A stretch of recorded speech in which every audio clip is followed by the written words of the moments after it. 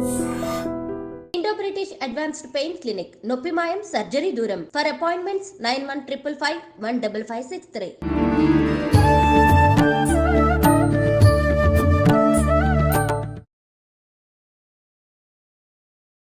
నమస్కారం, welcome to I dream. ధర్మ మార్గం విత్ విజిత కార్యక్రమానికి స్వాగతం.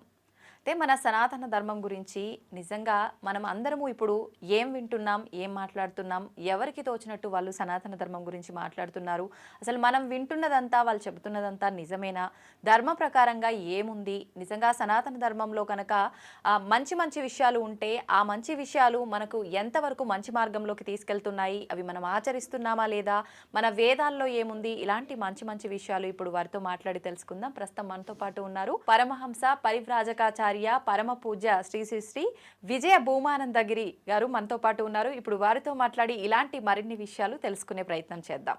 నమస్కారం అండి. హరి ఓం, హరి ఓం. ఆహార పద్ధతి కానీ, ఆహారం తినే విధానం కానీ, వండే విధానం కానీ ప్రతి ఒక్కటి చూసుకుంటే ఒకప్పటి కాలంలో కన్నా ఇప్పుడు చాలా మార్పులు అయితే వచ్చాయి.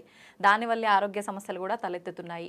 నిజంగా అప్పట్లో అందరూ కలిసి కూర్చునే విధానం కానివ్వండి, కిందే కూర్చునే విధానం కానివ్వండి, అదంతా చాలా పద్ధతిగా ఉండేది. దాని గురించి అంతా ఒక్కసారి తెలియజేయండి. భోజనం అంటే ఇప్పుడు మనకి ఆత్మీయంగా ఎంతైనా శక్తి ఉండొచ్చు, కానీ శరీరం అనేది ఒకటి ఉందిగా. అవునండి. ఈ శరీరం జర్జరీభూతం అంటే పంచభూతాల ద్వారా ఏర్పడింది. ఒక క్షేత్రానికి ఒక స్వామివారిని ఆహ్వానించారు. స్వామి ఒక్క నిమిషం అండి పక్కకు వచ్చి చిన్న టాబ్లెట్ వేసుకోవాలి, నేను షుగర్ కంట్రోల్ టాబ్లెట్ వేసుకుంటూ ఉంటే సరే వేసుకున్నాను. వేసుకుని వెనక్కి తిరిగేసరికి 50 మంది భక్తులు భక్తురాళ్ళు ఇలా గడ్డమే చేయబట్టుకుని, కొందరు మూతిమే చేయబట్టుకుని, కొందరు ఆశ్చర్యంగా చూస్తున్నారు. ఏమిటాయన ఏమిటి ఎంత ఆశ్చర్యంగా చూస్తున్నారు, ఇప్పుడు ఏం జరిగింది అన్నాను. స్వామి మీరు ఏం చేశారు మీకు తెలుసా అన్నారు. ఏం చేశాను, టాబ్లెట్ వేసుకున్నాను అంతే కదా అన్నాను. మీరు స్వామీజీ అండి, మీరు సన్యాసులండి, మీరు టాబ్లెట్లు వేసుకోవటం ఏంటి, మీరు టాబ్లెట్లు వేసుకోవటం ఏంటి అంటే, అమ్మా నాకు కొంచెం చిన్న శారీరక చిన్న లోపం ఉందమ్మా, టాబ్లెట్ వేసుకున్నాను అంటే, అరే మీలాంటి వాళ్ళు టాబ్లెట్లు వేసుకోకూడదు కదా, మీరు మహాశక్తివంతులు కదా అన్నారు. అన్నానమ్మా ఈ శరీరం ఎవరు చేశారని మీ ఉద్దేశం. అయ్యో ఎవరు చేశారంటే మీకు తెలియదా, భగవంతుడు చేశాడు కదా. తప్పు, భగవంతుడికి శరీరానికి సంబంధం లేదా చాలా మందికి తెలియదు. ఈ శరీరం మరి ఎవరు తయారు చేశారు అంటే పంచభూత ప్రేరితం, పంచభూతాల ద్వారా శరీరం ఏర్పడుతుంది. పంచభూతాలు అంటే గాలి, నీరు, నిప్పు, ఆకాశము, భూమి, ఇవన్నీ కలిసి పంచభూతాలు అంటారు కదా. ఈ పంచభూతాల ద్వారా ఇక్కడే ఈ శరీరం ఏర్పాటవుతుంది. ఒకవేళ భగవంతుడే ఏర్పాటు చేస్తే స్వర్గంలోనో, వైకుంఠంలోనో, సత్యలోకంలోనో, కైలాసంలోనో తయారై ఇక్కడికి వస్తాం. కానీ మనం అలా తయారై రాలేదే. మాతృగర్భంలో ఆ పంచభూతాల ద్వారా మాతృగర్భంలో ప్రేరేపితమైనటువంటి శరీరం కిందకు వస్తుంది. కనుక పంచభూతాల ద్వారా ఈ లోకంలో ఏర్పాటైనటువంటి ఈ యొక్క శరీరం కళేబరం వ్యాధిగ్రస్తం. అంటే ఈ యొక్క కళేబరం ఎప్పుడైనా ఏదైనా రోగానికి లోను కావచ్చు, ఏదైనా లోను కావచ్చు. ఔషధం, మరి ఔషధం ఏంటి, ఔషధం ఏదో ఉండాలి కదా అంటే ఔషధం జాహ్నవీతోయం అన్నారు. జాహ్నవీతోయం, జాహ్నవి అంటే గంగా నది, గంగ, జాహ్నవి అంటే గంగ, తోయం అంటే నీరు. మీరు కొంచెం గంగా నదిని కనుక స్వీకరిస్తే, తాగితే మీకున్న రోగాలని మట్టుమాయం అయిపోతాయి. ఇప్పుడు గంగా నదిని మనం అలా ఉంచామా? లేదు, అపవిత్రం చేసి. ఇప్పుడు 3000 రెట్లు ఎక్కువగా పొల్యూట్ అయిపోయింది గంగా నది. ఎవరు చేశారు? మీరు నేనే కదా, అంటే మనమే కదా. మన ప్రజలందరం కలిసి మీరు స్నానం చేయండి కానీ సర్ఫ్ రాసుకో, సబ్బులు, షాంపులు, నానా రకాలుగా అక్కడే బట్టలు ఉతకడం, అక్కడే అంట్లు కడగటం, సగం కాలినటువంటి పార్థివ దేహాలను మళ్ళీ అంటే పూర్తిగా దేహాన్ని కాలిస్తే కట్టెలు ఖర్చు అవుతాయని అక్కడ వాళ్ళు ఏం చేస్తారంటే సగం కాలగానే ఆ దేహాన్ని గంగానదిలో వదిలేస్తారమ్మా, అక్కడ కాల్చేవారు. మరి పొల్యూషన్ అంతా ఏమవుతుంది? మన చేతులారా మన ప్రజలమే నాశనం చేసేసాం కదా. మరి ఇప్పుడు గంగానది నీరు త్రాగితే లేనిపోని జబ్బులు వస్తాయి కానీ కొత్త ఏమైనా ఉన్న జబ్బులు పోతాయో పోవు. మరి అయితే ఏం చేయాలి చెప్పండి, ఏం చేయాలి? మనం శుభ్రంగా ఉంచుకోవడానికి ప్రయత్నించాలి, ఇంకంతకు మించి ఏం చేస్తాం? ఏంటంటేనమ్మా మాత్రలు వేసుకోవాలా మీరు అన్నట్టు? పంచభూతాల ద్వారా ఏర్పాటైన ఈ శరీరానికి ఎప్పుడైనా రోగం రావచ్చు. రోగం వస్తే ఏం చేయాలంటే గంగానది నీరు తాగాలి. ఇప్పుడు తాగటం కుదరదు. మరి అప్పుడు ఏం చేయాలి అంటే వైద్యో నారాయణో హరి అంటుంది. నారాయణ వైద్యుడు అంటే ఎవడనుకుంటున్నావయ్యా? సాక్షాత్తు శ్రీమన్నారాయణుని అవతారమే వైద్యుడు. కనుక అటువంటి వైద్యుడిని నీవు గనక ఆశ్రయించినట్లయితే, నీ జబ్బు చెప్పినట్లయితే ఆ వైద్యుడు నీకు సరైన ఔషధాన్ని ఇస్తాడు. నీవు దాన్ని స్వీకరించు. నీవు దాన్ని స్వీకరించి నీకున్నటువంటి ఈ యొక్క ఆ లోపాన్ని, ఆ యొక్క అనారోగ్యాన్ని పోగొట్టుకోండి. శరీరే జర్జరీభూతే కళేబరం వ్యాధిగ్రస్తం. ఔషధం జాహ్నవీతోయం వైద్యో నారాయణ హరి. ఇది 5 పదాల శ్లోకం అయితే వైద్యో నారాయణ హరి అని చివరి చెప్తా తప్ప మిగిలిన 3 చెప్పరు. శరీరే జర్జరీభూతే కలేబరం వ్యాధిగ్రస్తం ఔషధం జాహ్నవీతోయం వైద్యో నారాయణ హరి. ఇప్పుడు ఒకటండి, శరీరం పంచభూతాల కలయిక, అది భగవంతుడు కాదన్నారు. కానీ ఈ పంచభూతాల కలయిక కూడా భగవంతుడి సృష్టి. భగవంతుడు ప్రేరేపితమేనమ్మా. సూర్యుని ఎవరు సృష్టించాడు? అసలు సూర్యుడికి ఆ పదవి ఎవరు ఇచ్చారు? పరమశివుడే ఇచ్చాడు, భగవంతుడే. కానీ ఒకటి ఇక్కడ ఒక ప్రొడ్యూసర్ ఉంటాడు, ఆయన ఎంతైనా డబ్బిస్తాడు ఒక మూవీ తీయడానికి, కానీ ఏమైనా వీళ్ళు సరిగ్గా చేయలేకపోతాడు. ఆయన చూస్తూ ఉంటాడు, కర్మ సరే నెక్స్ట్ టైం వీడిని తీసుకోకూడదు అనుకుంటాడు, అంతే కదా. అంటే అలా ఉంటుందమ్మా. ఇప్పుడు ఈ యొక్క ప్రారంధ కర్మలు కూడా ఉంటాయి. ఈరోజు మనమందరం బాగానే ఉంటాం, కానీ ఒక కారులో నుంచి ఒక కోటీశ్వరుడు దిగుతాడు, కానీ వాడి కాలు సగం ఉండదు, ఒక కన్ను ఉండకపోవచ్చు, ఒక చెయ్యి ఉండకపోవచ్చు. వాడికి ఎందుకు అట్లా జరిగింది? మనం ఒక 100 కోట్ల ఆస్తిపరులు మనం కామే, మనం బాగానే ఉన్నామే, ఆయనకి ఎందుకు అట్లా అయిందంటే ప్రారంధం. పూర్వజన్మలో చేసినటువంటి సంచిత కర్మ అన్నాం కదా, ఆ కర్మలు వెంటాడుతూ ఉంటాయి. ఆ కర్మల కారణంగా కొన్ని అలా జరుగుతూ ఉంటాయి. ఇప్పుడు మన టాటా గారు వారు వెళ్ళిపోయారు, మహానుభావుడు. వారు రిటైర్ అయిన తర్వాత, అంటే వ్యవహారం నుంచి వారు బయటకు వచ్చిన తర్వాత వారికి జీతం ఎంతో తెలుసమ్మా, నెలకి ఎంత అని వారికి శాంక్షన్ చేశారు. నెలకి ఎంత ఇస్తా అనుకుంటున్నారు? 1,50,00,000. 1,50,00,000 నెలకమ్మా. కానీ ఆ 1,50,00,000 కూడా అందులో 2-3 లక్షలు ఖర్చు పెట్టుకుని మిగిలిన డబ్బంతా భారతదేశానికి అప్పచెప్పిన మహానుభావుడు రతన్ టాటా గారు. అందుకని నేను ఆయన గురించి నేను ఒక వీడియో చేస్తూ మా బంగారు రతనాల టాటా అని నేను చెప్పడం జరిగింది.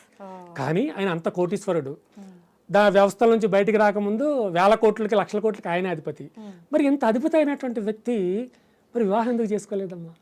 ఆయన తోబుట్టువులు వాళ్ళందరూ వివాహాలు అయిన వారు, ఈయన మాత్రమే చేసుకోలేదు. ఎందుకు చేసుకోలేదు? అంటే బంధాల్లో చిక్కుకుపోతే ఇవన్నీ చేయలేను, ఇలాంటి ఆలోచనలు కొన్ని ఉంటాయి. అదే కర్మేనమ్మా. ఆవిడ ఒక యాంకర్ని చేసుకోవడానికి ఆయన సిద్ధపడ్డారు. ఆ యాంకర్ కూడా ఆవిడ బాలీవుడ్ యాక్ట్రెస్, పేరు మనకు చెప్పకూడదులేండి. వారిలో కొన్నిసార్లు వారు ప్రైవేట్గా మాట్లాడుకున్నారు కూడా వివాహం గురించి, చేసుకోవాలని కూడా అనుకున్నారు. మరి ఏం కారణం వచ్చిందో ఈవిడనో అందో తెలియదు, ఆయన విసుకున్నాడో తెలియదు, మొత్తానికి దూరం అయిపోయారు. ఈయన మరణించిన అనంతరం ఆ యాంకర్ కూడా ప్రకటించారు, మేము గతంలో కలిసి ఉన్నాము, మేము మ్యారేజ్ కూడా చేసుకుందాం అనుకున్నాం, కానీ కొన్ని కారణాల వల్ల మ్యారేజ్ అనే వ్యవస్థ నుంచి మేము తప్పుకున్నాము, ఆయన వేరే నేను వేరే ఉన్నాము అని పాప ఆవిడ కూడా అంతకుముందే ఉంది తెలుసు నాకు. ఆ తర్వాత ఆవిడే స్వయంగా చెప్పింది ఆ విషయం. అట్లా మనకంతా ప్రారంభం అమ్మ, గత జన్మలో ఏదో ఉంది సంథింగ్. సో దానికి కారణం ఏదో భగవంతుడు తెలుసు, మనకు తెలియదు. ఇప్పుడు అట్లా జరిగింది అంతే. కానీ మహానుభావుడు అద్భుతమైన వ్యక్తి రతన్ టాటా గారు, అందులో అనుమానం లేదు. ఫ్లోలో వచ్చేసింది అంతే ఆయన గురించి. ఇప్పుడు కర్మ అన్నారు, కర్మ నుంచి తప్పించుకోవడం సాధ్యమేనా? అసలు కర్మ గురించి గీతలో ఏం చెప్పబడి ఉంది? సంచిత కర్మ అన్నారు, ప్రారబ్ధ కర్మ అన్నారు, అసలు ఇంకా ఎన్ని రకాల కర్మలు ఉన్నాయి? అమ్మా ఉన్నాయమ్మా, సంచిత కర్మ, ప్రారంధ కర్మ ఇవన్నీ ఉన్నాయి. అసలు కర్మను తీసుకుందాం ముందు మనం. కర్మ అంటే ఏమీ లేదమ్మా, జస్ట్ నథింగ్ బట్ వర్క్. ఇప్పుడు ఇది కర్మే చేస్తున్నది, కర్మే జరుగుతుంది ఇక్కడ, కర్మ చేస్తున్నాం. అయితే ఈ కర్మలో ముందు 3 విషయాలు తీసుకోవాలి. 1 మనస్సు, 2 బుద్ధి, 3 ఆత్మ. ఈ మనస్సు ఏం చేస్తుందంటే, వీళ్ళు ఇక్కడ ఎవరూ లేరు, అది తీసుకుని ఆ సెల్ ఫోన్ ఎవరో మర్చిపోయా, దాన్ని తీసుకుని జేబులో పెట్టుకుని వెళ్ళిపోయాను, వీళ్ళు ఎవరికి తెలియదు, నేను వెళ్ళిపోవచ్చు, వెళ్ళనా వద్దా, తీసుకోనా వద్దా అని మనసు ఆలోచిస్తుంది. ఈ మనసు ఆలోచనతోనే ఉంటుంది, తీసుకోనా వద్దా అని మనసు ఆలోచిస్తుంది. తర్వాత బుద్ధి ఏం చేస్తుందంటే, పర్వాలేదు ఎవడో చోట తీసుకో అంటుంది అనమాట. అప్పుడు తీసుకుని జేబులో పెట్టేసుకుంటాను. ఈ ఆత్మ ఉన్నదే 3వది ఆత్మ, అది గమనిస్తూ ఉంటుంది అంతే. కృష్ణ భగవానుడు ఇక్కడ మన గుర్తుకొస్తాడు, ఆత్మ దేనిని తాకదు, ఆత్మను నీరు తాకలేవు, నిప్పు తాకలేదు, ఏ విధమైన పాపకర్మలు ఆత్మని తాకవు. కనుక ఇది తీసుకున్న పాపం బుద్ధికి వస్తుంది తప్ప ఆత్మకి రాదు. కనుకనే ఆత్మ ఎప్పుడు ప్లెయిన్గా ఉంటుంది. మరి ఆత్మకు ఏది తగలనప్పుడు, శరీరం వదిలిపెట్టాక మళ్ళీ ఆత్మ ఇంకో శరీరంలో వెళ్ళిన తర్వాత అదే ఆత్మ ద్వారా క్యారీ, ఈ బుద్ధి ఈ ఆత్మే ఉంటాయి అమ్మ అక్కడ. ఈ బుద్ధి ఈ ఆత్మే వస్తాయి, ప్రతి జన్మకి ఇవే వస్తాయి. కానీ తను పెరుగుతున్నటువంటి ఆ పెరుగుదల పరంగా అతనిని పెంచేటటువంటి తల్లిదండ్రులు లేదా గురువుల కారణంగా ఆ బుద్ధి మారుతూ వస్తుంది. ఆ బుద్ధి మారి దొంగతనం చేయడం తప్పు, ఆడవాళ్లను ఇష్టం వచ్చినట్లుగా మాట్లాడడం కానీ తప్పు, మన ఇంట్లో వాళ్ళని, కన్న వాళ్ళను, తల్లిదండ్రులను మనం వ్యతిరేకించడం తప్పు అనేటువంటి భావాలతో ఎదిగి ఉత్తమమైన వ్యక్తిగా అతను తీర్చిదిద్దపడతాడు.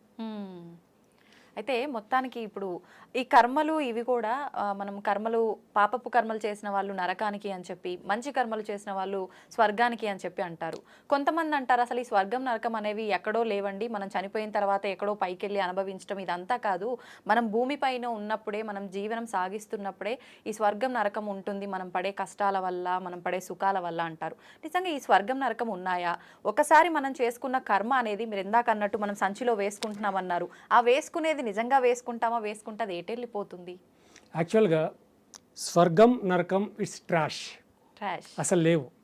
ఏదో నిన్ను నూనెలో పెట్టి వేయించేస్తారు, అలా వేయిస్తారు, అదేమి కాదు. కాకపోతే ఆ రోజులు అది ఎందుకు క్రియేట్ చేయబడింది అంటే మనుషులను సక్రమమైనటువంటి మార్గంలో నడిపించడం కోసం తయారు చేయబడింది తప్ప అదొక ఊహ, అదొక భ్రమ, అంతే. అంతే తప్ప స్వర్గాలు నరకాలు లేవు. స్వర్గం వెళ్ళిపోతే పెద్ద పెద్ద డాన్సర్తో వచ్చి డాన్సులు చేసేస్తారు, పిచ్చి పిచ్చి అమ్మాయి అవన్నీ కరెక్ట్ కాదు. అదే వేదాల్లో లేవు. వేదాలలో స్వర్గం గురించి నరకం గురించి చెప్పబడలేదు. భగవద్గీతలో కూడా స్వర్గ నరకాలు ఉండవు. స్వర్గం గురించి నరకం గురించి చెప్పడం పడదు. ఎక్కడ స్వర్గం ఎక్కడ నరకం ఉంది అంటే నీవు ఏదైతే ఒక ఉత్తమమైనటువంటి కార్యం చేస్తావో అది స్వర్గం, ఏదైతే ఒక నీచమైనటువంటి పని చేయాలి అనుకుంటావో అది నరకం చేయడం, అంతే. అయితే మరి అనుభవాలు ఉండవంటే తప్పకుండా ఉంటాయి. ఈ జన్మలోనే మనం అనుభవించవచ్చు, లేదా నెక్స్ట్ ఏదైనా భగవంతుడు జన్మను అనుగ్రహించినట్లయితే యాక్చువల్లీ మేమేమనుకుంటామంటే మాకు జన్మ వద్దు, మళ్ళీ మేము తిరిగి మరొక స్త్రీ గర్భంలో ఎదిగి ఆమె యోనిలో నుంచి బయటకు వచ్చేటటువంటి జన్మరాహిత్యాన్ని మాకు ఇవ్వు, మాకు మళ్ళీ జన్మ వద్దని మేము కోరుకుంటాం. కానీ కొంతమంది మళ్ళీ జన్మను ఎత్తుతారు. ఆ జన్మ స్వీకరించినప్పుడు ఏమవుతుంది అంటే ఇవన్నీ వచ్చేస్తాయి. ఇందాక చెప్పినట్టు సంచిత కర్మలు అవన్నీ వాళ్ళకి అంటుకునే ఉంటాయి. పసిబిడ్డగా ఉన్నప్పుడు అవేమీ తెలియకపోవచ్చు, కానీ ఎదుగుతున్న కొద్దీ ఆ కర్మలు అనుభవిస్తూ ఉంటారు. ఇప్పుడు చూడండి, ఒక తల్లిదండ్రులు 2-3 బిడ్డలను కంటారు.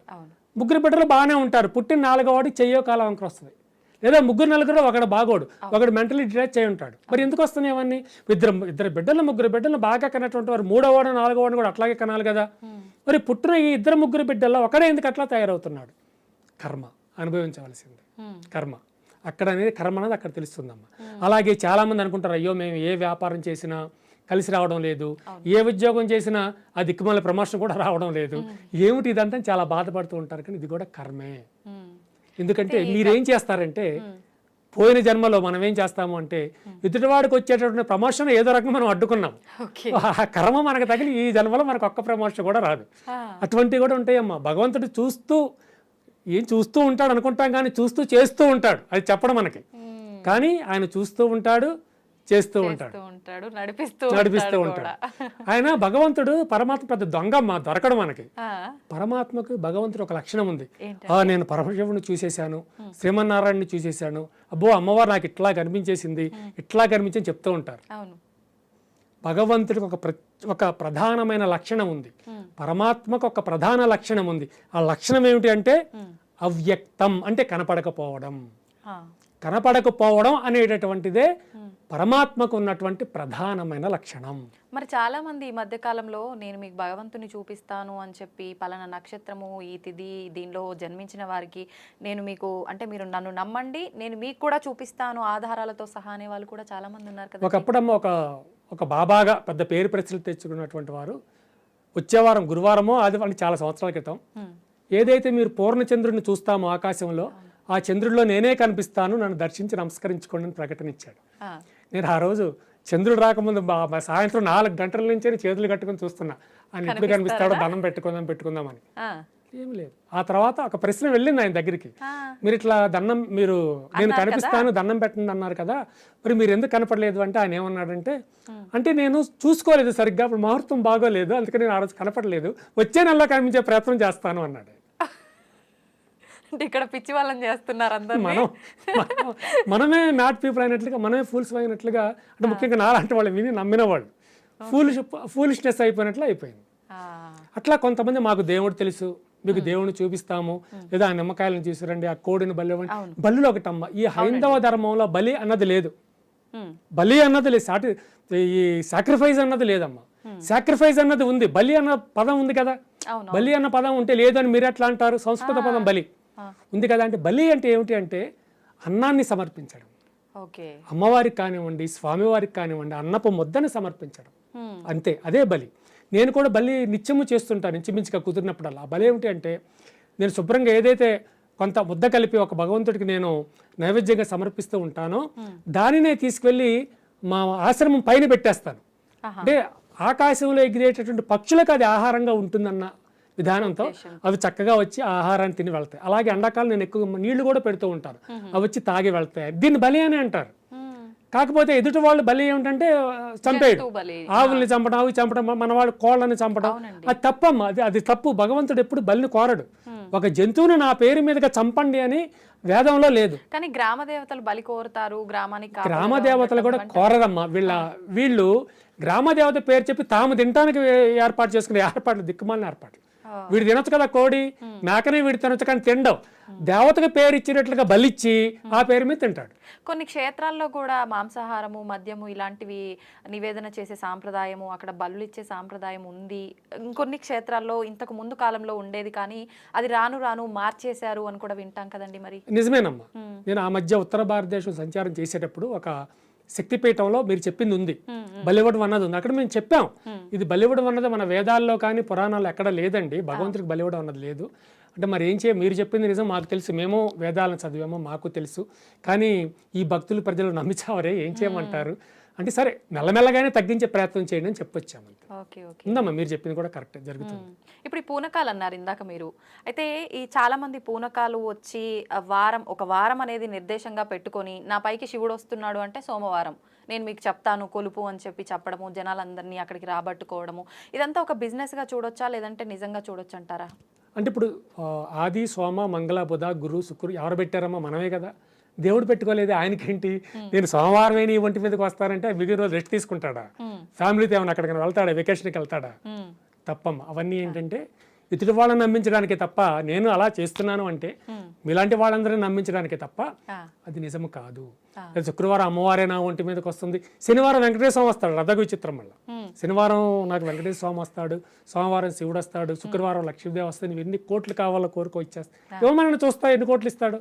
1 కోటి రూపాయలు ఇవ్వమనండి చూస్తాను అని. ఫేక్ అమ్మా, ఎదుటి వాళ్ళని నమ్మించడం కోసమే. మా గురువు గారు చెప్తూ ఉంటారు, ఇటువంటి దుర్మార్గాలు సమాజంలో చాలా జరుగుతూ ఉంటాయి, వాటి జోలికి మీరు వెళ్ళకండి అని. ఎందుకంటే ఆ యొక్క దుర్మార్గం నువ్వు కూడా చేస్తావని అనుమానం, అందుకని ముందే చెప్తారు ఇటువంటి దుర్మార్గాలు ఉండవు, ఎక్కడా జరగవు. కనుక అటువంటి వ్యవహారం వైపుకి మీరు నడవద్దు. మీరు చక్కగా మీ దగ్గరికి ఎవరైతే వస్తారో వారికి చక్కటి ప్రవచనాలు ఇచ్చి భగవంతుడి గురించి, జ్ఞానం గురించి తెలియచెప్పండి అని చెప్తారు తప్ప ఇవన్నీ చేయొద్దని చెప్తారు. ఇటువంటి జోలికి మీరు వెళ్ళకండి అని చెప్తారు మా గురువు గారు. మనందరం కూడా ఇప్పుడు నేర్చుకోవాల్సిన గ్రంథము భగవద్గీత. ప్రతినిత్యం కూడా మనం చేసే ప్రతి ఒక్క కదలిక కూడా మంచి మార్గంలో నడిపించాలి అని అంటే ఈ గ్రంథాన్ని మనం చదవాల్సిందే. కానీ ప్రస్తుత రోజుల్లో మనం ఈ గ్రంథాన్ని మరణించిన వారి దగ్గర మాత్రమే ఎక్కువగా వింటున్నాం. చాలా మందిలో ఎలా అంటే దీని గురించి ఎక్కువ అవగాహన లేని వారికి ఇది మరణించిన వాళ్ళ దగ్గర మాత్రమే వినిపించే ఒక శ్లోకంగా మాత్రమే చెప్పబడుతోంది. నిజంగా అంటే మనం దాని గురించి ఏమనుకోవాలంటారు? ఇది చాలా దురదృష్టకరమైన విషయం అమ్మ. భగవద్గీత అనేది ఈ మానవాళి కోసం ఉద్భవించిందే తప్ప ఒక డెడ్ బాడీ పక్కన నిలబెట్టి పార్థివ శరీరం పక్కన అది రికార్డు పెట్టో లేకపోతే మనిషిని కూర్చోబెట్టి పాడించో అది అపరాధం అమ్మ, తప్పు కూడా, అది చాలా తప్పు. ఈ విషయాన్ని నేను ఒక సభలో ప్రస్తావించినప్పుడు వెంటనే ఒక ఆయన లేచి, వచ్చే వారం నా కొడుకు వివాహం జరుగుతోంది, ఆ వివాహ సందర్భంగా మీరు వచ్చి భగవద్గీత చెప్తారా అన్నారు. తప్పకుండా చెప్తామన్నాను. ఆ వివాహ సందర్భంగా నేను వెళ్ళాను. భగవద్గీత అంటే మా అమరావతికి పక్కనే ఉన్నటువంటి ఊరే వారి ఊరు, అంటే ఆంధ్రప్రదేశ్లో. నేను వారి వివాహ సందర్భంగా మేము ఒక 2-3 గంటలు భగవద్గీత కూడా ప్రవచించాం. అంటే ఈ పార్థివ శరీరాల పక్కనే భగవద్గీత వినిపిస్తామన్నది ఒకటి ఎట్లా వచ్చిందో వచ్చేసిందాం, అది కరెక్ట్ కాదు, అది పాపం, తప్పు కూడా. భగవద్గీత అన్నది జీవావళికే తప్ప నిర్జీవావళికి కాదు. ఒకవేళ ఉన్న అక్కడ 10 మంది ప్రజలు ఉంటే వాళ్ళు వింటారు, అది ఆనందమే. కానీ మరణించిన వారి దగ్గర మాత్రమే భగవద్గీత చదవాలంటే అంతకన్నా దురదృష్టం మరొకటి లేదు. అది తెలియని వారు చేసే తప్పు పని, అది చాలా తప్పు. వారు ఎప్పుడు అట్లా చేయకూడదు. మీరు కావాలంటే ఏవైనా శ్లోకాలు వేరే ఏవో వినిపించండి తప్ప భగవద్గీతను కేవలం మరణించిన వారి దగ్గర వినిపించడం వల్ల ఏ దుర్మార్గం జరుగుతుందంటే మీరు భావించిందే జరుగుతుంది. అంటే మరణించిన వారి దగ్గర మాత్రమే భగవద్గీత ప్రవచనం ఉంటుంది అన్నది అలా ప్రచారం అయిపోతుంది, ఒక అబద్ధం ప్రచారం అయిపోతుంది. అయితే ఇప్పుడు ఇంత పవిత్రమైన గ్రంథాన్ని మనం పూజా మందిరంలో పెట్టి పూజ చేసి ఆరాధన చేసి మనం నిత్యం దేవుళ్ళకి ఎలాగైతే చేస్తామో అలా చేసి నమస్కరించుకోవడం వరకే పరిమితమా? లేదు అంటే దాన్ని పూజ రూమ్లోంచి బయటికి తీసుకొచ్చి మనం ఎక్కడైనా సరే, అంటే ఆఖరికి బెడ్రూమ్లో కూర్చొని అయినా సరే చదువుకునే ఒక గ్రంథంగా మనం భావించవచ్చు అంటారా? తప్పకుండా భావించవచ్చు అమ్మా. దేశ కాలమాన పరిస్థితులు అన్నది భగవద్గీత అతీతమైనది. ఎక్కడికైనా ఏ వయసు వారిలో అయినా వెళ్ళవచ్చు. అంటే ఉదాహరణకి చెప్పవచ్చో చెప్పకూడదు తెలియదు, మన మిచిగాన్ యూనివర్సిటీ యూఎస్ఏలో అంటే మన హైందవులు అంటే తమ పిల్లల్ని ఎట్లా తయారు చేస్తున్నారు, అంటే భగవంతుడికి ఎంత దూరంగా తీసుకువెళ్తున్నారు, అంటే వీళ్ళకున్నటువంటి పిల్లలకు చదువులు లేదా పెద్ద పెద్ద లక్షల కోట్లు సంపాదించే జీతాలు ఉన్నటువంటి ఉద్యోగాలే కావాలనుకునేటువంటి దుర్మార్గం. అంటే దుర్మార్గం అంటే తల్లిదండ్రులు దుర్మార్గం అనలేము మనం, వాళ్ళ ఆలోచన ఏమిటంటే మీలాగా మీడియా వ్యవస్థ ఒక యాంకరు, ఒక యాంకరుని, ఒక యాంకరుడు ఇద్దరు కలిసి మేల్ ఫీమేల్ ఇద్దరు వెళ్ళారు. ఇక్కడ 2 ధర్మాల వారు పక్క పక్కన ఒక 5 అక్కడ కూర్చోబెట్టారు. హైందవ ధర్మంలో ఒక 5-6 ఇట్లా కూర్చోబెట్టారు. వీళ్ళ 2 ధర్మాల వారి వద్దకు వెళ్ళారు. మీ ధర్మం గురించి ఏమైనా చెప్పండి అంటే వాళ్ళలో ఉన్నటువంటి ప్రేయర్స్ ఏవో చదివి బాగానే వినిపించారు. ఇంకో ధర్మం దగ్గరికి వెళ్ళారు, వాళ్ళు కూడా మీ ధర్మం గురించి చెప్పండి అంటే వాళ్ళు కూడా వాళ్ళ భాషలో వాళ్ళ అరబిక్ లాంగ్వేజ్ ఉన్నటువంటి చక్కగా వారి యొక్క ప్రేయర్స్ కూడా చాలా చక్కగా వినిపించారు. మన వాళ్ళ దగ్గరికి వచ్చారు. మీకు అన్నిటికన్నా ఈ భారతము, రామాయణ, భారత, మహాభాగవతాల వంటి అష్టాదశ పురాణాల కన్నా, చతుర్వేదముల కన్నా, ఉపనిషత్తుల కన్నా అన్నిటికన్నా తేలిక భాషతో ఈ యొక్క భారతీయులకు వచ్చింది ఏమిటి అంటే భగవద్గీత. కనుక ఆ భగవద్గీత గురించి కొంచెం ఏమైనా చెప్పండి అంటే ముఖముఖాలు చూసేసుకుంటున్నారు. ముఖముఖాలు చూసుకుంటున్నారు. You can tell do you know about the Bhagavad Gita? No I don't know what is that Bhagavad Gita, I don't know. ఎంత నాకు అసలు తలబద్ద కొట్టుకోవాలనిపించింది ఆ వీడియో చూస్తుంటే. చిచ్చి ఎందుకు బ్రతుకున్నాను, దీనికోసం బ్రతుకున్నాను అనిపించింది. అఫ్ కోర్స్ 5-6 పిల్లలు అట్లా అన్నారు అంటే అందరూ అట్లా అన్నారని నా ఉద్దేశం కాదు. కానీ 5-6 అయినా సరే అట్లా ఎందుకు ఉండాలి? మీ పిల్లల్ని భగవంతుడికి మీరు ఎందుకు దూరం చేస్తున్నారు? మీ సనాతన ధర్మానికి ఎందుకు మీరు దూరం చేయాలి? చేయకూడదు కదా. భక్తి అంటే ఏంటి? ఒకసారి ఏదో గుళ్ళోకి వెళ్ళి దండం పెట్టి అమ్మయ్యా ఒక 5-6 కేజీలు పుణ్యం వచ్చేసింది అనుకో బయటకు వస్తే సరిపోయిందా? ఏదో ఒక కొబ్బరికాయ కొట్టేసి స్వామి నా కొడుకు రేపు ఇంతవరకు వీసా రావట్లేదు, అమెరికా నుంచి వీసా వచ్చేలా చెయ్యి, అక్కడ వాడికి నెలకు ఒక 5-6 లక్షలు 10, 15, 20, 30, 50, 60 లక్షలు జీతం వచ్చేలాగా చేతంటే దండం పెడితే వచ్చేస్తుందా? కుదరదమ్మా. దేవుడికి అలా దండం పెట్టినంత మాత్రాన ఆయన చిరునవ్వు నవ్వుకుని ఊరుకుంటాడే తప్ప తదాస్తు అని అన్నాడు. ఎందుకంటే కర్మ ప్రారంధం ఉంటుంది. అంటే ఇప్పుడు మనం బజారుకు వెళుతూ, మార్కెట్కి వెళుతూ సంచి ఇప్పుడు సంచి లేవులండి, ఎవరు సంచులు తీసుకెళ్తున్నారు? సంచి బుధాన వేసుకుని వెళ్ళేవాళ్ళం ఇంతకుముందు, మన తండ్రులు తాతలు అట్లా చేసేవాళ్ళు. అలాగే ఇప్పుడు మనం ఏం చేస్తామంటే కర్మ అనే సంచిని, అంటే ఆ సంచిలో కర్మలు వేసుకోవడానికి సంచిత కర్మలు అనుకుంటాం, సంచిలో కర్మలు అంటాం మేము సరదాగా. సంచిత కర్మలు అంటూ ఈ జన్మలన్నీ తిరుగుతూ కర్మలు వేసేసుకుంటూ ఉంటాం. ఇది కూడా ఒక కర్మే. భగవద్గీతను మీరు చెప్పినట్లుగా పార్థివ శరీరం ప్రక్కనే వినిపించడం, కనీసం నీకు సొంతమైనటువంటి నీవు పుట్టి పెరిగినటువంటి హైందవ ధర్మానికి సంబంధించి 1-2 శ్లోకాలైనా నువ్వు చెప్పలేకపోవడం, ఇదంతా ఏమిటా? ఇదంతా కర్మ కింద కదా లెక్క. మరి నీ కొడుకుని, నీ కూతుర్ని పాపాల వైపుకి తీసుకువెళ్తున్నావా, ధర్మం వైపుకి తీసుకొస్తున్నావా? ధర్మము అంటే దైవం అమ్మ. దైవానికి ధర్మానికి తేడా లేదు. అలాగే దైవము అంటే జ్ఞానం. మళ్ళా జ్ఞానము, ధ్యానము అదంతా అది భక్తి ఎన్ని రకాలన్న ప్రశ్నలు వేస్తే అక్కడ వస్తుంది. అది ఎన్ని రకాల భక్తులు అంటే అప్పుడు మేము చెప్తాం. మీరు అడగండి, అడిగితే నేను అడుగుతాను. చెప్పండి. నిజంగా ఇప్పుడు భక్తి అనగానే చాలా మంది మనం ఎంత ఆడంబరంగా పూజ చేసామా ఇదే నా భక్తి అనుకునే వాళ్ళు ఉంటారు. లేదు అసలు ఒక పిచ్చిగా ఇన్వాల్వ్ అయిపోతారు. భగవంతుడు అనగానే నా ఇంట్లో మనిషి అని చెప్పి ఇన్వాల్వ్ అయిపోయి పూజలు చేసి ఆరాధన చేసి ఒక రిలేషన్ కూడా భగవంతుడితో కలుపుకొని భావించే వాళ్ళు ఉంటారు. అసలు ఏది లేదు, నాకు అసలు స్తోమతే లేదు, నేను ఎంతసేపు భగవంతుడిని ఆరాధిస్తూ ఆయన ముందే ఉంటాను, అన్ని ఆయనకే చెప్పుకుంటాను అనుకునే వాళ్ళు ఉంటారు. నిజంగా దీంట్లో ఏది భక్తి అంటారు? అసలు భక్తి ఏంటి? నిజానికి భక్తులు కొన్ని రకాలు ఉన్నాయమ్మా. అన్నిటికన్నా నీచమైన స్థితికి ఒకసారి వద్దాం. ఈ భక్తి విధానంలో అన్నిటికన్నా తక్కువ స్థితిలో, అంటే నీచం అనుకుందాం, తక్కువ అందాం. ఈ తక్కువ స్థితిలో ఉన్నటువంటి భక్తి ఏమిటంటే, అమ్మో నాకు దేవత వచ్చేసింది, నా ఒంటి మీద దేవత పట్టేసింది, నీకేం కావాలి నేను వరాలు ఇస్తా అడుగు, ఎవరైతే ఉంటారో అది అతి తక్కువ భక్తిగా చెప్పబడింది భక్తి విధానం. దీనికన్నా మంచి విధానం ఒకటి ఉంది, అంటే అసలు భక్తి. అదేమిటి అంటే పూజలు అర్చనలు చేయడం. ఇది ఉత్తమ భక్తిగా చెప్పబడింది. మరి పూజలు అర్చనలు చేయడం కన్నా ఉత్తమ భక్తి ఏమైనా ఉందా అంటే డెఫినెట్గా ఉంది. మరి పూజలు అర్చనలు చేయడం కన్నా ఉత్తమమైన భక్తి ఏమిటంటే అభిషేకాలు చేయడం. వివిధ ఫలరసాలతో అభిషేకాలు, అర్చనలతో కలిపిన అభిషేకాలు చేయడం ఉత్తమమైన భక్తిగా చెప్పబడింది. మరి అభిషేకాలు చేయడం కన్నా ఉత్తమమైన భక్తి ఉందా? Why not, we have definitely. యజ్ఞాలు యాగాలు చేయడం అత్యుత్తమ భక్తిగా చెప్పబడింది. యజ్ఞాలు యాగాలు చేయడం. మరి యజ్ఞాలు యాగాలు చేయడం కన్నా ఉత్తమమైన భక్తి ఉందా? Definitely we have. యజ్ఞాలు యాగాలు చేయడం కన్నా ఉత్తమమైన భక్తి ఏమిటి అంటే తపస్సు ఆచరించడం, తపస్సు చేయడం. కానీ ఈ తపస్సు అనేది ఉందమ్మా. గృహస్థులకు ఉంది ఇంకా ఉంది. వర్తిస్తుందా? తపస్సు చేయడమే ఆఖరిదా? తపస్సు చేయడం కన్నా ఉత్తమమైనటువంటి ఆధ్యాత్మిక విధానం ఉందంటే డెఫినెట్గా ఉంది. అదే ధ్యానం. ధ్యానం ఆచరించటం. ఈ భక్తులన్నింటిలో కూడా ఉత్తమమైన స్థితిలో ఉన్నటువంటి భక్తి ఏమిటంటే ధ్యానం చేయడంగా చెప్పబడింది. అయితే మీరు అన్నది అదేంటండి, ఈ వందల వేల సంవత్సరాలు చేస్తారు కదా స్వామి భక్తి, ఈ యొక్క తపస్సు. మరి అన్ని వందల వేల సంవత్సరాలు చేసే తపస్సును పక్కన పెట్టేసి మీరు 1-2 గంటలు చేసేటటువంటి ధ్యానమే గొప్పదని ఎట్లా చెప్తారు మీరు అడగొచ్చు. కానీ వందల వేల సంవత్సరాలు చేసేటటువంటి తపస్సులో కోరిక అనేది ఉంటుంది. నాకు అత్యంత బలం కావాలి, నాకున్నటువంటి బలం విశ్వంలో ఎవరికి ఉండడానికి వీల్లేదు, లేకపోతే సాక్షాత్తు పరమాత్మే నాకు కొడుగ్గా జన్మించాలి, లేదా లక్ష్మీదేవే నా కూతురుగా జన్మించాలి, నా దగ్గర అద్భుతమైనటువంటి ఆయుధాలు ఉండాలి, నా ఆయుధాన్ని ఏ శక్తి జయించడానికే వీల్లేదు. ఇటువంటి కోరికలు తపస్సులో ఉంటాయి. యజ్ఞయాగాదులు కూడా గొప్పవాని మీరు అనొచ్చు, కాదు. ఎందుకంటే యజ్ఞయాగాదులు కూడా కోరికలు ఉంటాయి.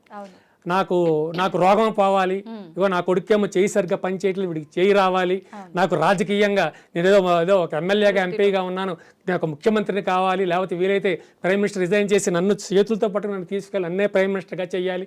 ఇటువంటి కోరికలు ఉంటాయి అమ్మ. కోరికలు తీరవా? యజ్ఞాలు యాగాలు చేస్తే తీరవచ్చు, అది వేరే విషయం. కానీ జ్ఞానం రాదు, మోక్షం రాదు, ముక్తి లభించదు. మరి జ్ఞానము, ముక్తి, మోక్షాలు ఎక్కడ లభిస్తాయి అంటే కేవలం ధ్యానములోనే. ఈ 1-2 గంటలు నిలబడి మనం చేసేటటువంటి ధ్యానంలో మాత్రమే ఈ ముక్తి మోక్షాలు ఉంటాయి. ఎందుకుంటాయంటే ధ్యానములో కోరిక అనేది ఉండదు. ఎక్కడైతే ఏ ఆధ్యాత్మిక విధానంలో కోరిక అనేది ఉండదో ఆధ్యాత్మిక విధానమే ఉత్తమమైన విధానంగా చెప్పబడింది.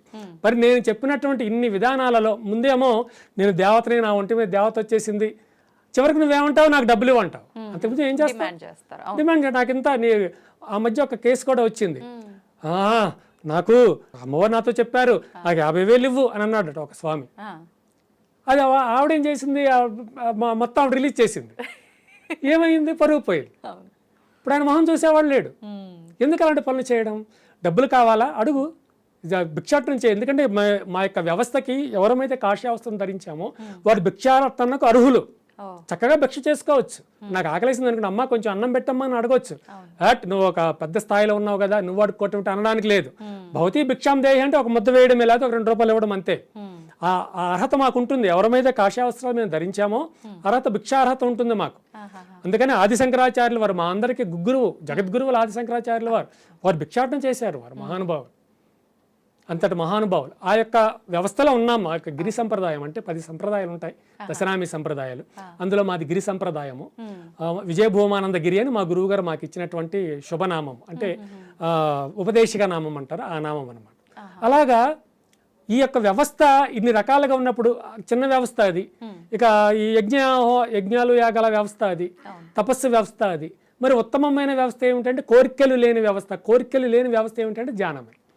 ధ్యానానికి మించింది లేదు. ధ్యానము అంటే అర్థం ఏమిటంటే పరధ్యానము అంటే పొరల గురించి ఆలోచించడం. ధ్యానము అంటే కేవలం భగవంతుడి గురించి ఆలోచించడం, అంతే. ఇప్పుడు ఈ ధ్యానం గురించి కూడా గీతలో ఏమైనా చెప్పబడి ఉందా అండి? బ్రహ్మాండంగా చెప్పబడింది.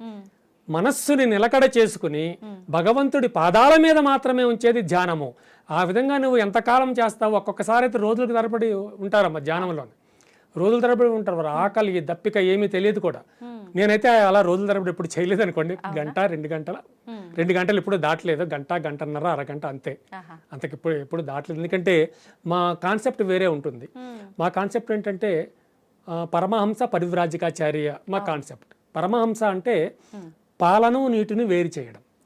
అంటే అది ఎట్లా ఉంటుందంటే పాలని నీటిని హంస వేరు చేస్తుందని మీరు ఉన్నారు. హంస ఎట్లా వేరు చేస్తుందని మీకు దాని దగ్గర ఎక్విప్మెంట్ అన్నా ఉందా? ఆధునిక ఎక్విప్మెంట్ వేరు చేస్తున్నా? కాదమ్మా. పాలు తాగేటప్పుడు హంస ఏం చేస్తుంది అంటే ముక్కులో నుంచి ఒక లిక్విడ్ని, ఫ్లూయిడ్ని వదిలేస్తుంది. ఫ్లూయిడ్ని వదిలినప్పుడు ఎదురుగా ప్లేట్లో ఉన్నటువంటి పాలు విరిగిపోతాయి. విరిగిపోయినప్పుడు నీళ్ల కింద ఉంటే విరిగిపోయిన పాల తరకలు పైకి తేలుతాయి. ఈ హంస ఆ పాల తరకను తీసుకుంటుంది. అంటే నీటిని పాలని వేరు చేయడం అంటే అదే. అలా వేరు చేసి పాలన మాత్రమే ఎట్లాగైతే హంస తీసుకుంటుందో మేము సైతం మంచి చెడులతో కలగలిసి పెరిగినటువంటి ఈ సమాజంలో చెడుని వేరు చేసి మంచిని మాత్రమే మేము స్వీకరించి దానిని మాత్రమే పరివ్రాజకత్వం అంటే ప్రచారం చేయడం. నానా రకాల ఊళ్ళు, నానా రకాల దేశాలు, నానా రకాల రాష్ట్రాలు వెళ్ళి మనకు ఏదైతే జ్ఞానాన్ని మనం అవపోసన చేశామో భగవంతుడికి సంబంధించి, ఆధ్యాత్మిక విధానాలకు సంబంధించి, ఆ జ్ఞానాన్ని తిరిగి వారందరికీ అందించడమే పరివ్రాజకత్వం. ఇంత అర్థం ఉంది ఇంత అర్థం. పరమహంస పరివ్రాజకాచారి అంటే మనకు 2 పేర్లు ఉన్నాయి కదా అని కూర్చోవడం కాదమ్మా. ఈ 2 కూడా మేము అనుసరించిన మా గురువులు పరమ పూజ్య శ్రీ శ్రీ శ్రీ వాసుదేవానంద గిరి స్వాముల వారు విజయవాడ పక్కనే, విజయవాడ బస్ స్టాండ్కి ఒక 11 కిలోమీటర్ల దూరంలో వారు బ్రహ్మాండంగా శ్రీ శ్రీ శ్రీ విజయరాజరాజేశ్వరి అనే అమ్మవారు అద్భుతమైన ఆలయాన్ని వారు నిర్మించారు. వారు పవిత్రమైనటువంటి అస్తముల ద్వారానే మాకు సన్యాసత్వాన్ని మాకు అనుగ్రహించారు. ఆ యొక్క సన్యాసత్వాన్ని స్వీకరించి సన్యాసపు విధులు ఏవైతే ఉన్నాయో ఆ విధులను పాటించుకుంటూ, ఇప్పుడు సన్యాసి విధులు చెప్పాలి అంటే మీకు నవ్వొస్తుంది. ఎక్కడికి వెళ్ళినా కాలు నడుపుతా వెళ్ళాలి. ఇప్పుడు మీ స్టూడియోకి రావాలి, నేను కాలు నడుపుతా వచ్చానా? లేదు. మీ కంపెనీ వాళ్ళు వెహికల్ పంపిస్తే వచ్చా. లేదు నేను వేరే రాష్ట్రం వెళ్ళి నేను ప్రవచనం చేయాలి, నేను ఏమైనా నడిచి వెళ్తానా? ట్రైన్సో బస్సులో ఫ్లైటో వెళ్ళాలి. అంటే ఈ యొక్క పరివ్రాజకత్వం అనేది ఎట్లా ఉంటుంది అంటే కాలానుగుణంగా ఉంటుంది. ఈ కాలంలో కార్లు అనే వెహికల్స్ ఉన్నాయి, అప్పట్లో లేవు, నడిచి వెళ్ళారు. ఇప్పుడు వెహికల్స్ ఉన్నాయిగా. ఇంక రోజుల తరబడి నడిచి వెళ్ళి టయాన్ని వృధా చేసుకోవాల్సిన అవసరం లేదు కదా. అందుకని రోడ్డు మీద ట్రైన్ గాలిలో ఎగురుతూ వెళ్తాం మనం, అంటే ఫ్లైట్ కానీ ఇట్లా తీసుకుని వెళ్తాం. అది అంటే మనం సమాజ పరిస్థితులను కూడా దృష్టిలో పెట్టుకొని మనం దాని రకంగా వెళ్ళే ఒక అనుగుణమైన లక్షణాలు మన ధర్మ ప్రకారంగా మనకు ఉన్నాయి శాస్త్రంలో ఉన్నాయి. అయితే ఇప్పుడు మెడ్రాస్లో ఒక పెద్ద కార్యక్రమం పెట్టి మన ఆహ్వానించారు. ఉండిన అయినా నేను రావడానికి 4 రోజులు టైం పడుతుంది, నడవాలి కదా, హైదరాబాద్ నుంచి అక్కడ దాకా నడిచి రావాలి కదా అంటే అయ్యవారు వచ్చిందాక అమావాస్య సాగుతుంది అనేది సామెత ఉంది మనకి. ఆ కార్యక్రమం అయిపోతుంది. అంత ఓపిక కూడా ఇప్పుడు ఎవరికి లేదమ్మా. ఇప్పుడు ఉన్నటువంటి ఈ తిండి, మనం ఏదో పవిత్రమైన తిండి, అద్భుతమైన తిండి అని ఏవేవో వాడుతూ ఉంటాము, కానీ ఆ వాటిలో కూడా కల్తీలు ఉన్నాయమ్మా. వాటిలో కూడా